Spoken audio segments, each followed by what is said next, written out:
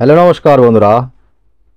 আমি প্রীতম ডায়মন্ড কুকিংয়ে আপনাদের সকলকে স্বাগতম। আশা করি আপনারা সকলে ভালো আছেন। আজ আমি নতুন রেসিপি নিয়ে এসেছি আরেকটি। খাসির মাংস কীভাবে সহজে তাড়াতাড়ি রান্না করতে পারবেন এবং খুব সুন্দরভাবে হবে এই রান্নাটা। তাই খাসির মাংস আমরা 1 কেজি নিয়েছি, এগুলো ভালো করে কেটে নেব। আর খাসি মাংস রান্না করার জন্য আমরা আলু দেবো খাসিতে, তাই জন্য আলু কেটে নিয়েছি একটি। এবং ফোড়ন দেওয়ার জন্য নিয়েছি তেজপাতা একটি, লঙ্কা আর দারচিনি নিয়েছি, লবঙ্গ নিয়েছি, আর এতে এলাচ নিয়েছি কয়েকটা। আর গরম মশলা করার জন্য নিয়েছি আমরা, দেখেন, জিরা, আর নিয়েছি ধনিয়া, আর মনে করেন যে গরম মশলা নিয়েছি। আর আমরা পেঁয়াজ কেটে নিয়েছি, পেঁয়াজ নিয়েছি 3টি কেটে। আর একটি নিয়েছি টমেটো। আর এখানে আদা আর রসুন নিয়েছি, আদা রসুনটা আমরা বেটে নেব। আর এখানে রসুন আমরা 4টে রসুন নিয়েছি, রসুনগুলো আমরা কিন্তু খাসির মাংসতে দেবো, গোটা রসুন খাবো। আর এই দেখেন আমরা এখন আমরা মশলাগুলো সব পিষে নিয়েছি, গরম মশলাটা। আর এখানে আদা রসুনটাও পেস্ট করে নিয়েছি। এখন আমরা একটা কড়াই বসে দেবো, দেবো সরষের তেল। এখন আমরা আলুগুলো দিয়ে ভেজে নেবো, আলুগুলোকে প্রথমে আলুগুলোকে ভেজে নেবো। তাই একটা একটা করে আলুগুলোকে ছেড়ে দেবো সবগুলো। আর হিটটা একটু মিডিয়াম রাখবেন, মিডিয়াম মিডিয়াম হিটে ভাজবেন। একটু লবণ দেবো আর একটু হলুদ দিয়ে আমরা নেড়ে চেড়ে দেবো।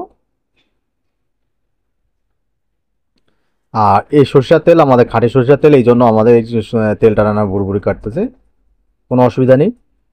তার ফাঁকে আপনারা দেখে নিতে হবে যে আলুটা ভাজা হলো কি না হলো। ব্যাস, দেখেন এই ভিতরে ভিতরে কিন্তু আমাদের আলুটা ভাজা হয়ে গেছে, দেখেন লাল হয়ে গেছে। এই আমরা আলুটাকে নামিয়ে নেব। আমার চ্যানেলটিকে এখনও যারা সাবস্ক্রাইব করেন অবশ্যই চ্যানেলটিকে সাবস্ক্রাইব করে নেবেন এবং অল নোটিফিকেশন বেলটি অবশ্যই বাজিয়ে দেবেন। আর এখন আমরা ওই তেলের মধ্যেই আমরা আর বেশি তেল দেবো না, এখন ফোড়নটা দিয়ে দেবো। এখন আমরা ফোড়নটা দেওয়া হয়ে গেলে এখন আমরা যে পেঁয়াজ কাটা আছে 3টা পেঁয়াজ, বড় বড় পেঁয়াজ, ওই পেঁয়াজ কুচিগুলো দিয়ে দেবো। এখন পেঁয়াজ কুচিগুলো দিয়ে ভালো করে ভেজে নিতে হবে। আর লাল লাল করে একটু ভেজে নিতে হবে, গ্রাউন্ড কালার হিসেবে আপনার পেঁয়াজগুলো গ্রাউন্ড কালার করে নেবেন।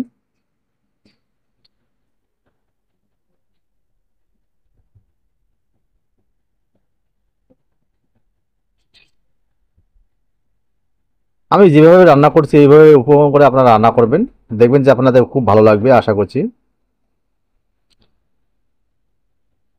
এখন আমরা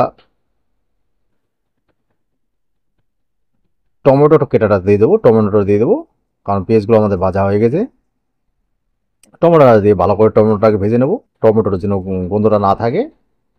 টমেটোর গন্ধটা কেটে নিতে হবে সব কিছুই, আমরা তাই ভালো করে ভেজে নেব।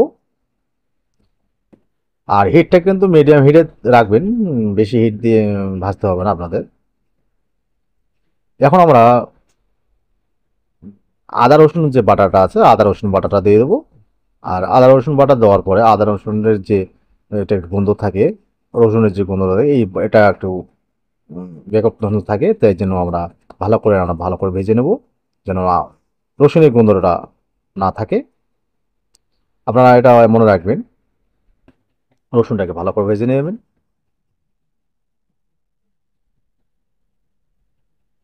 দেখুন রসুনটা আমাদের কিন্তু প্রায় ভাজা হয়ে গেল, কত সুন্দর হয়েছে। এখন আমরা যে গরম মশলা যে বাটে রেখেছিলাম ওটাকে দিয়ে দেবো। এখন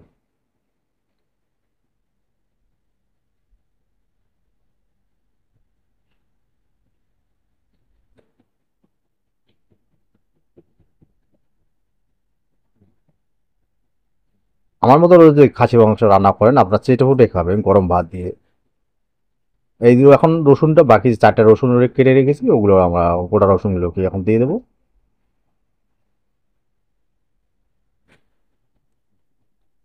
ভালো করে নেড়ে ছেড়ে দেবো।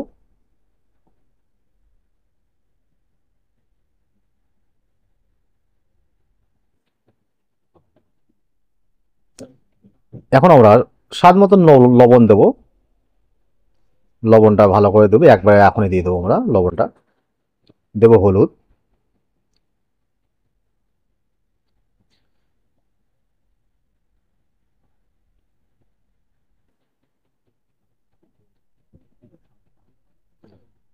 একটু নেড়ে ছেড়ে দেবো।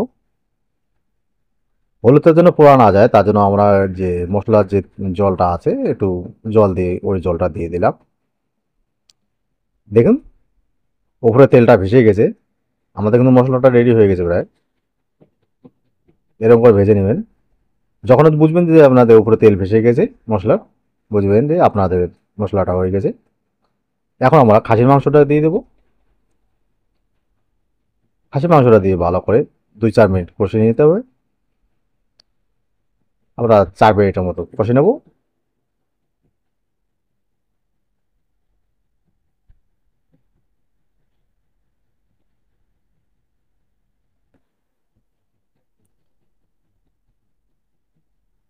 এই খাসির মাংস আমাদের কিন্তু খুবই স্বাদ লাগবে আপনাদের।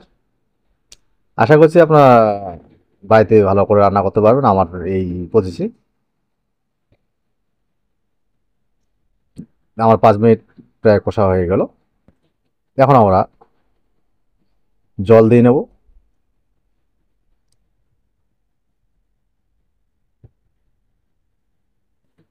এরকম করে নাড়তে থাকবেন। সামনে জল দিয়ে একটু নাড়বো।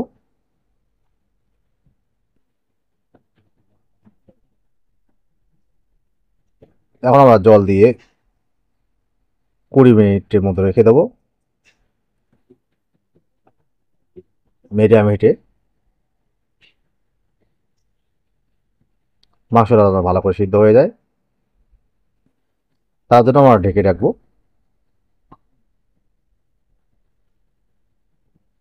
বেশ আমাদের 20 মিনিটের মতো হয়ে গেল।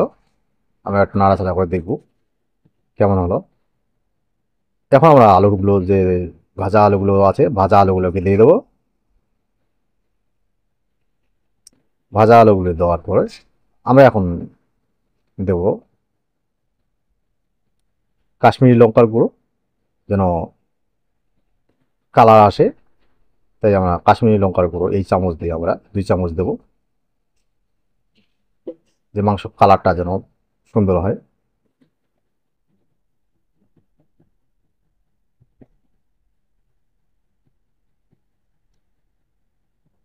এরকমভাবে ভালো করে নাড়তে থাকবেন।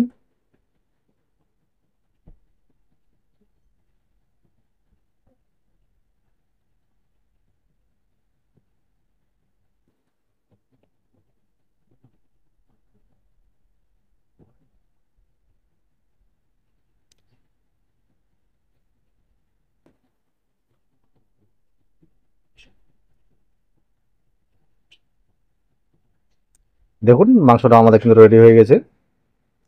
আপনাদের কেমন ঝোল রাখবেন সেই হিসেবে ঝোলটা করে নেবেন, আর আপনারা লবণটা চেখে নেবেন লবণটা কেমন হলো কি না হলো।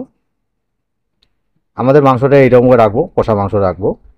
তাহলে মাংসটা আমাদের রেডি হয়ে গেছে। আবার দেখা হবে নতুন কোনো ভিডিও নিয়ে আবার পরবর্তী কালকে। যেন কত সুন্দর হয়েছে।